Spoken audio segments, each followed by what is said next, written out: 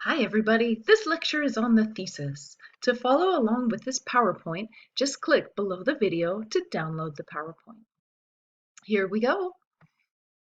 The thesis. Now this can be very confusing for English 101 students because they've come from a long history of English teachers that call the thesis different things.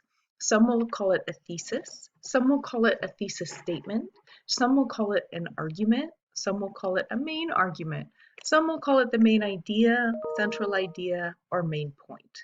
So they'll often use one or more of these terms when talking about the thesis, but for us, they all mean the same thing. Now, a thesis is arguably the most important part of your essay. It really is, but don't get stressed out, okay? It's important, but so is the rest of the essay. Often, it is the part teachers focus on when they grade you, and not necessarily intentionally. The thesis helps the teacher look for your main argument in the essay. Most teachers require a thesis that is exactly one sentence long, but in this class, you may write a thesis that is up to 2 sentences long.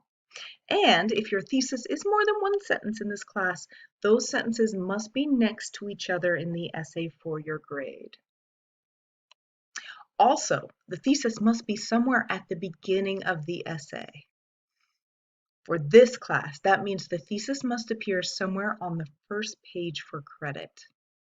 If it's a small essay, somewhere in the first paragraph.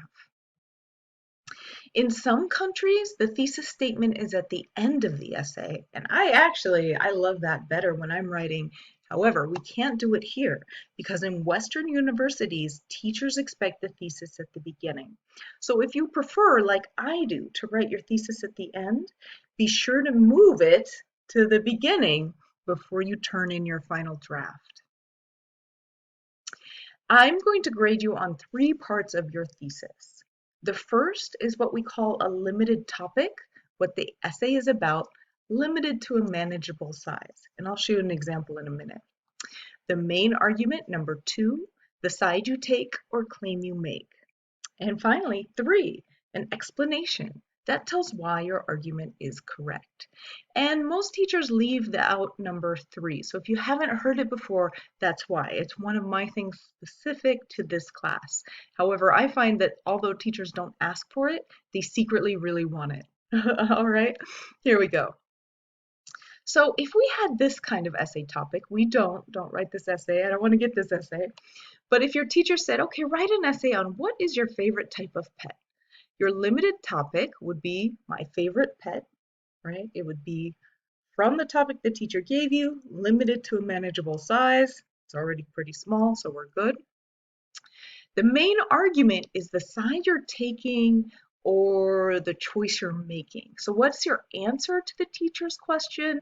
That's often your main argument. In this case, it's a cat.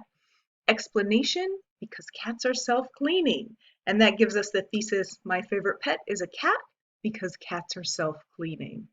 Now, we're not writing that essay, but you can use that formula for essay number 1 and make sure you have all 3 parts, all right? So remember, an academic essay must have a thesis. The thesis usually appears in the first paragraph, and the thesis is the part of your paper that gets the most attention. Have a great day, everyone.